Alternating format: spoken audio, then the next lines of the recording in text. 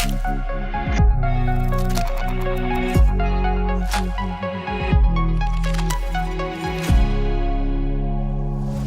Filipa, satikšanās ir nestandarta vietā, nestandarta laikā, vasaras sezonā ārpus studijas.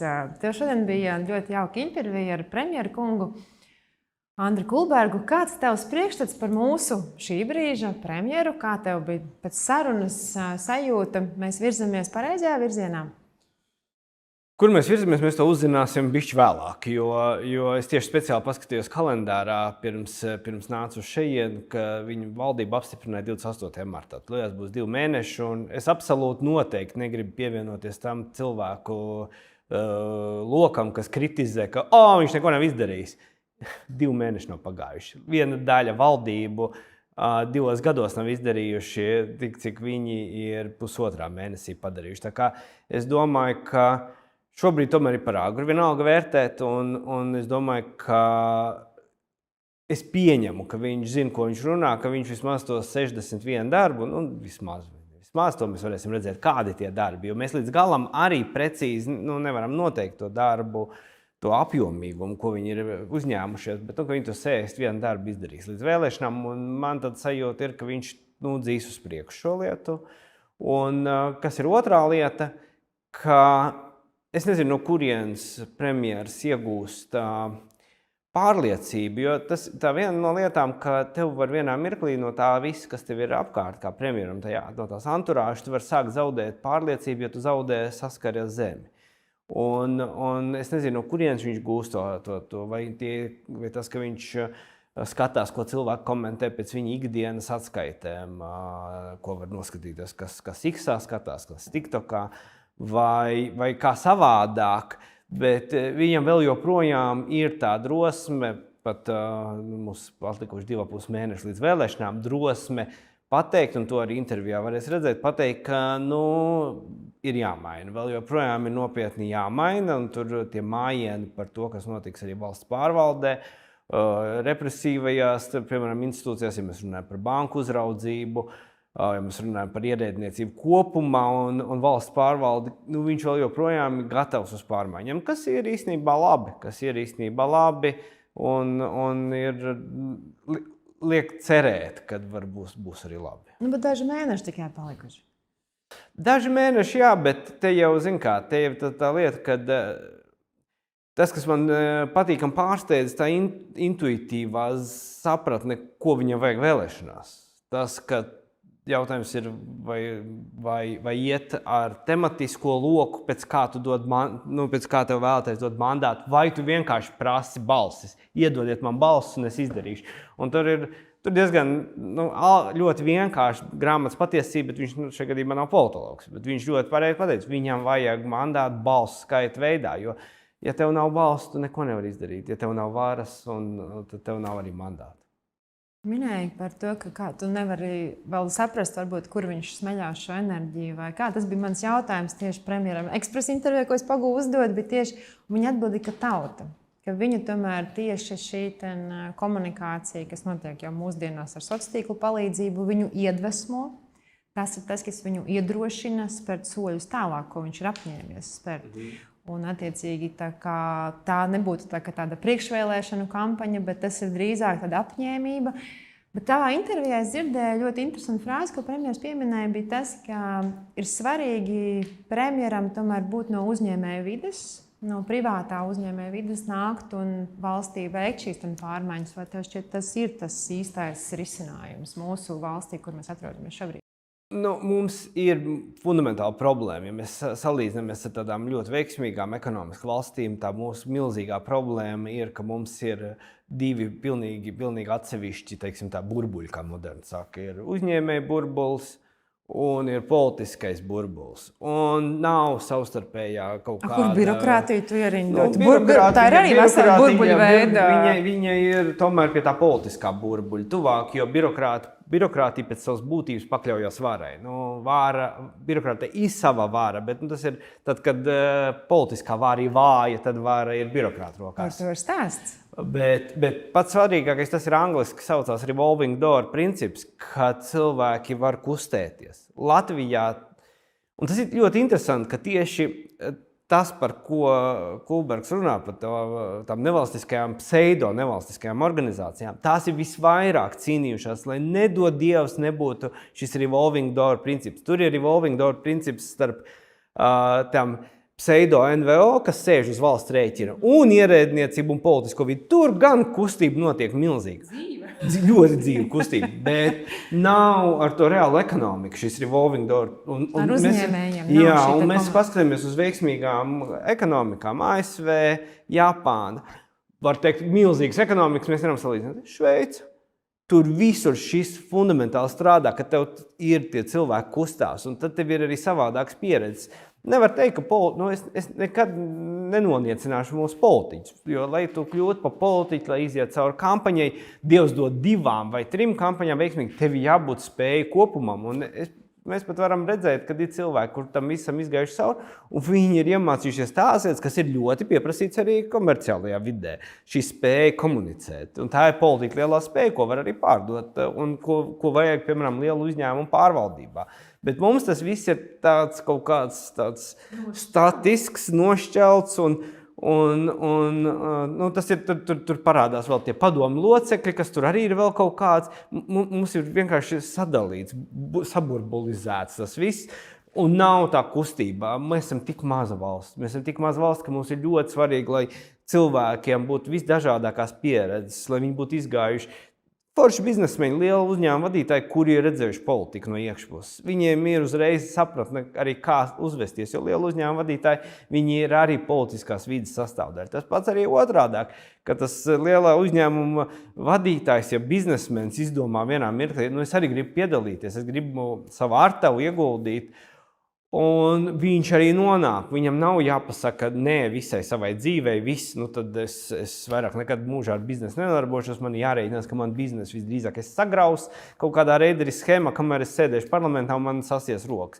Nē, tā tas nedrīkst būt. Tas te pašai Šveicē ļoti labs piemērs. Tur ir liela uzņēmuma vadītāji īpašnieki, viņi ir arī parlamentā, un es domāju, ka viņu pienesums, piemēram, Tautsaimniecības komisijas sēdēs, ir milzīgi. Daudz lielāks nekā vienkārši cilvēki, kur ir ievēlēti, viņi forši cilvēki, bet viņiem nav, piemēram, pieredzes, ko nozīmē valsts ekonomika, kur ir milzīga nauda, milzīgas lietas, kur jāskatās strateģiski, varbūt nevis gada, nevis 2, bet 10, 20 kaut kādā. Bet, Filip, tu nenoliegsi tomēr, ka Latvijā, ja uzņēmējs izvēlas iet politikā, ja viņš ir sasniedzis to savu, iekšējā brieduma līmeni, viņš saprot, ka viņam ir ko dot arī sabiedrībai, nenoliedzami jārēķinās ar kriminālu procesiem vai attiecīgi kaut kādām pārbaudēm, jo politiskie oponenti to izmantos, meklēs vienmēr šos skeletus skapī.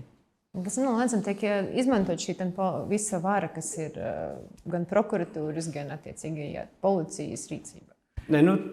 Šis ir tāds interesants jautājums. Vienmēr var pateikt, paskatīt, Trumps kļuva par prezidentu ar 87 apsūdzībām. Arī fakts. 87 apsūdzībām. Un ar soli tuvu, jo pat patiesībā ieslodzījuma vietā. Tieši tā.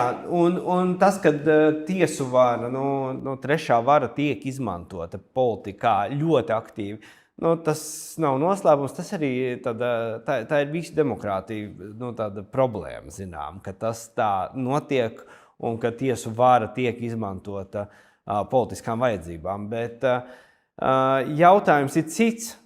Nav jautājums par tiesu varas izmantošanu, bet tiesu varas lomu. Jautājums ir, kā interesēs tiesu vara strādā. Jo tiesu vara nevēl Temīda ir aizsiecāts, bet man šķiet, ka brīžiem Temīda ir ar milzu binokli, ar ko viņa apskata savus, tā teikt, objektus. Un tas nav pareizi, un tas ir tas, kurā būtu jābūt pārmaiņām. Tad tas ir sagaidāms no jaunās valdības, kas mums būs, kā tev šķiet, kā šīs pārmaiņas var izpausties? Tikai, lūdzu, nesaki, ka jums jāgroza likumi, jo mēs tik daudz grozam tos likumus, ka jau vairs nevar apmaldīties, cik mēs tev esam tikuši. Zin kā, ir ļoti interesanti. Mums bija ļoti ilgi dienas kārtībā kaut kāda tiesiskuma tēma. Viņi visu laiku zelēt, šļurāt. Kamēr mēs esam nonākuši ar visu šo tiesiskumu šļurāšanu, ka mēs esam visatpalikušākā valsts reģionā. Ok, labi. Tagad mums ir dienas kārtība. Pirmo reizi 30 pār gados mums ir ekonomika. Ekonomika dienas kārtība. Un esmu pilnīgi pārliecināts. Te mirklī, kā mēs ekonomikās sasniegsim kaut kādu rezultātu, tad mirklī parādīsies pieprasījums pēc kvalitatīvas. Labas tiesvārds. Man par nožēlu interviju un saruna ar Kulbergu Andri bija ļoti īsa. Tas bija palika neuzdotais jautājums, ka mēs varam fantazēt par investīcijām Latvijā. Par to, ka te nāks un investēs. Bet ir viena lieta. Tas nav normāli, ka cilvēki, kur nopelna vairāk par 10 miljoniem, viņi uzreiz no Latvijas aizved naudu. Pirmkārt, lai tevi investētu no ārienes, tiem cilvēkiem, kuri ir tavi, tā teikt, pilsoņi, nodokļu maksātāji, pirmkārt, viņiem jāgrib paturēt naudu šeit. Un tas jau būtu milzīgs ieguvums. Un tas ir tiešā veidā korelē ar to, cik cilvēks jūtās pasargāts un kurās jurisdikcijās viņi ir pasargāti no tā, ka viņiem kādam ienāks prātā pārdalīt to līdzekli, ko tu esi nopelnījis kaut kādos biznesa darījumos. Un tā ir tā lieta, kura Latvijā vienkārši ekonomikai attīstītas. Es domāju, vienā mirklī arī tie paši investori teiks valdībai, vai nu mēs aizvācamies, vai nu jūs tiekat galā, ka tā temīte tomēr atkal kļūst akla un tiesiskums un taisnīgums ir tas, kas ir pa pamatu trešai varai. Arguments, protams, ir pamatots par to, ka investori no Latvijas ļoti bieži šeit gūst peļņu, savus resursus pavairo un attiecīgi aiziet. Bet man cits jautājums vairāk satrauc, ka paši vietējie uzņēmēji pārdod savus uzņēmumus, ka Latvijas sabiedrība un arī aiziet. Jā. Tad ir jautājums, kā tev šķiet, kāpēc tas notiek? Kāpēc Latvijā latvieši nav vai Latvijas tauta nav saimnieki saviem uzņēmumiem? Kāpēc mēs vēlamies viņus pārdot? Konkurences īva vai tomēr ātrā peļņa un nogurst un vēlas vienkārši mainīt jurisdikciju? Nē, konkurence šeit nav sīva. Es pat teiktu, mums konkurence nav. Es domāju, tā ir nedrošība. Tā ir pirmā lieta, kad ir nedrošība, kas notiks ar to naudu, ko es sapelnīju. Kam varētu saniezēties, tā teikt, nagi, un tāpēc labāk to naudu noslēpt. Tomēr tā temīda nav tik mums droši arī pret savu sabiedrību. Te būtu īstenībā, patiesībā tas interesantākais. Tagad ir diskusija. Tagad ir milzīga diskusija par pētījumiem. Tur tagad pētīsim, mums vajag baigi pētīt. Ko tik mums nevajag? Mums ir arī tie salātu pētījumi nelaimīgi, ko vienmēr visi atsaucās. Jautājums tāds, vai šī pētniecība, vai kāds ir tiešām pētījis, ja mēs runājam par lietderīgiem pētījumiem, un tas ir sociālo zinātņu pētījums, vai ir kāds pētījis un runājis ar šiem cilvēkiem, kuri nopelnījuši naudu, kāpēc viņi tā dara, kāpēc viņi aizved naudu, kas dara viņus nedroši. Varbūt ir kaut kādi subjektīvi momenti. Tu vari nomainīt, varbūt kaut kādas sīkas lietas pamainīt. Mēs uzreiz runājam, tur tā temīdei, tur to binoklu atņem, vēl kaut ko. Varbūt ir kaut kas cits. Tā ir tikai hipotēze. Bet runa ir par to, ka tajā pētniecības arī līmenī aizējam uz sociālo zinātņu kaut kādu fakultāti, vēl kaut kur, un uzdevām, jūs esat pētījuši, kāpēc bagāti cilvēki savu naudu aizved prom no Latvijas. Kāpēc Latvijas vecāki audzina savus bērnus latvieši, lai viņi labāk aizvācās no šejienes un dzīvo kādā citā valstī? Kur mums ir tie pētījumi? Kāpēc vecāki uzskata labāka nākotne saviem bērniem ārpus Latvijas? Trešais jautājums, kāpēc, piemēram, Latvijas elite lielākoties neļauj un negrib, lai viņu bērni būtu zemesardzē vai iet valsts aizsardzības dienestā? Mums ir milzu daudz jautājumu, kuri. Jo paskatieties, Šveicē ir prestīžs būt valsts aizsardzības dienestā. Tur nav runa. Tur jau automātisks, Filip, taču viņi ir dienestā. Bet kas nav šai pasaulē automātisks? Tieši tāpat kā Izrēlā ministra kabinets kara laikā ir zaudējis, cik ministri zaudējuši savus bērnus šajā karā. Kurš neusticēsies tam ministram, kurš pieņem lēmumus, ka viņa bērns ir frontē? Un tad mēs atgriežamies pie šiem situācijām, tādas vienkāršas lietas. Ja mēs atbildam šiem sarežģītiem jautājumiem, tad parādās ļoti vienkārši atbildes uz vienkāršām lietām, kā piesaistīt naudu un lai kļūtu mēs bagāti. Un ko mēs tad varam pārmest sabiedrībai, ja mūsu tomēr politiskā elite pati jau gan savus bērnus skolo ārpus Latvijas un vēlas viņam nodrošināt dzīvi ārpus Latvijas. Un attiecīgi arī pašiem mūsu vietējie uzņēmēji pārdod uzņēmumus un aizved naudu uz ārzemēm un dzīvo ārzemēs. Ja mēs sāktu aptauju jau par šiem, mēs varbūt daudz ko iegūtu interesanti. Tas jau tur ir sena tradīcija, un tas jau tomēr tā kārkla vācietība, kāpēc Latvijā nebija bagāti latvieši, tāpēc tie mirklī, kā viņi kļuva bagāti, viņi visi vāciskojās. Un tā ir varbūt turpinājums. Un tur ir kaut kāds dziļāks, tur jau arī antropologiem būtu ko teikt. Varbūt gēns kaut kāds mums ir tāds attīstījies, mutējies. Absolūti nepiekrīt, jo paskat latviešu diasporas, un tur ir pilnīgi savādāk tā dinamika. Bet te ir tā lieta, ka man šķiet, ka arī mēs te ne tikai nodokļu un ieņēmumu valsts tajā vīzijā, kā nopelnīt, bet plašākā mērā esam aizgājuši kaut kur šķērsām un tādā tā ir padomi politika, ka nevērtē savus cilvēkus un nenovērtē savu cilvēku viedokli. Un tad, kad elite uzskata, ka viņi zina labāk nekā cilvēki, tad tas beidzās ar to, ko beidzās, ka mēs esam atpalikušākā valsts reģionā. Diemžēl tā ir taisnība, un tāpēc arī uzņēmēji var sajusties tieši tā, kā viņi sajūtās, ka viņš šai valstī nav vajadzīgi. Lielā mērā, jo tomēr tā nošķeltība, ka uzņēmējs ļoti lielā mērā daudzos jautājumos tiek uzlūkots automātiski kā noziedznieks, kā kaut ko sliktu darītājs, jūtas nepiederīgs. Te arī uzņēmējiem jāsaka, ka nav tā kā svēti uzņēmēji. Arī uzņēmējiem būtu jādomā par to, ko viņi un kā viņi veido attiecības ar saviem, biznesa kultūru. Biznesa kultūra, darbinieku kultūra un tā tālāk. Mums ir ļoti smags mantojums, sākot ar vācu, beidzot ar krievu mantojumu. Un mēs visu laiku mēģinām pārnest kaut kādu šīs lietas, ir īpaši tas krievu mantojums, ka krieviem ir tas stulbais teiciens Jāna Čaļņika tidurāk. Šis teiciens diezgan precīzi attēlo ļoti bieži mūsu darbošanos visdažādākajos līmeņos. Un tā vēlme pēc tās varas un vēlmes sevi, tā teikt, ar to varu projicēt, es te tagad tev, kamēr tu esi atkarīgs no manis, es tev parādīšu. No kurienes tas ir visdrīzākais tā nedrošība. Tā patiesībā ir zema pašapziņā. Zema pašapziņā, jā. Un tas ir tas, kas ir arī Polijā, kāpēc viņi pacēluši reemigrāciju. Nevis tāpēc, ka viņi ir bagāti, bet tāpēc, ka tie poļi, kas ir bijuši ārpusē, viņi lepojās, viņi saprot, Polija ceļās, viņa pašapziņa būs augstāka, ja viņi nevis strādās pa kalpu Anglijā, bet strādās pie sevis Polijā, kā polis savā valstī.